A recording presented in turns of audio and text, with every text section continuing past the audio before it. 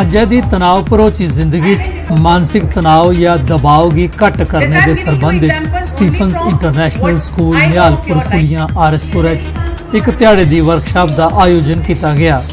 इसका आयोजन emotional welfare and society development Asia किया गया।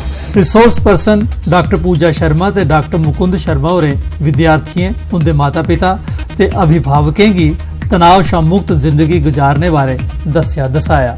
हमारी पर्सनालिटीज़ आई हैं, ये पर्सनालिटीज़ सिर्फ एक ही काम करती हैं, समाज के कल्याण का।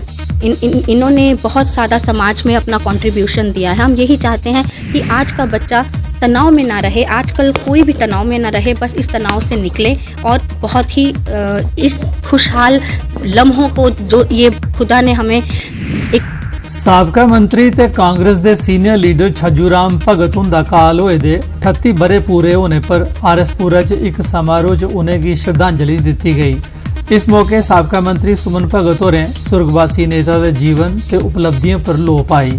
समारोह च साबका मंत्री आरएस चिब ते साबका मंत्री गारूराम उनके अलावा कांग्रेस के कई सीनियर लीडरें हिस्सा लेता।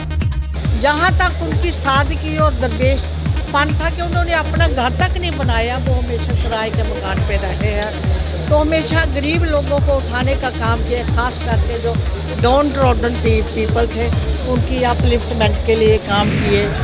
तो अच्छा उन्होंने अपनी ज़िंदगी में बहुत अच्छा पूरे रियासत जम्मू कश्मीर के लोगों की सेवा की। मैं जानता हूँ ये वह पूरे जम्मू कश्मीर के ऐसी कास्ट के थे और रियासत जम्मू कश्मीर के बाद एक आदमी था जो प्रेसिडेंट बना कांग्रेस का। सांबा जिले के सलमैड़ी ग्रां दे कोल 2007 च रेलवे महकमे आसिया रेल दा पुल बनाया गया हा। मेद ही जे संगवाल, सलमैड़ी, पाखड़ी, नथवाल, बगूना ते आले दुआले दे ग्राएं दे लोकें दी समस्या दा नवेड़ा होई जाग, लेकिन पुल दी ऊंचाई घट होने मूजब पुल दे हेठा बड्डी गड्डियां ट्रकें दा लांघा नहीं हुंदा ते उनेंगी 10 किलोमीटर दा फेर पौंदा है।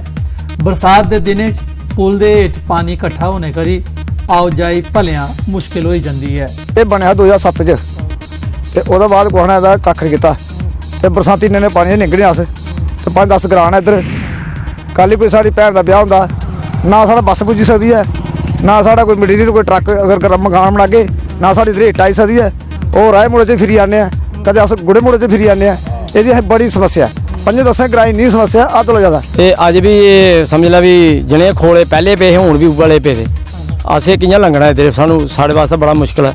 ते ये जेहड़ी गवर्नमेंट ठंडा पानी ग्रां दे लोकें पीएचई महकमे खिलाफ विरोध प्रदर्शन किया।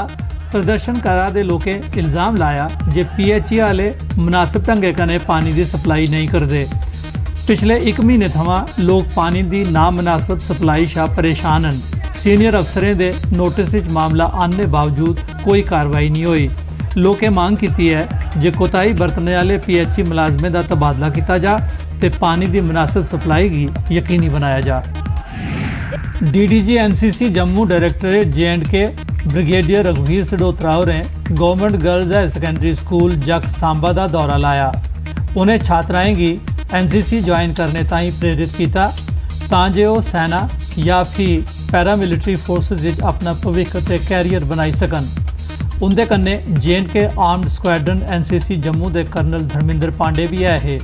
स्कूल के principal Sudesh, DEPO Samba BD Sharma ते समाज सेवी प्रेम वशिष्ठ होरें उनका स्वागत किया। एक्चुअली मैं यहाँ पे आया क्योंकि इनकी काफ़ी देर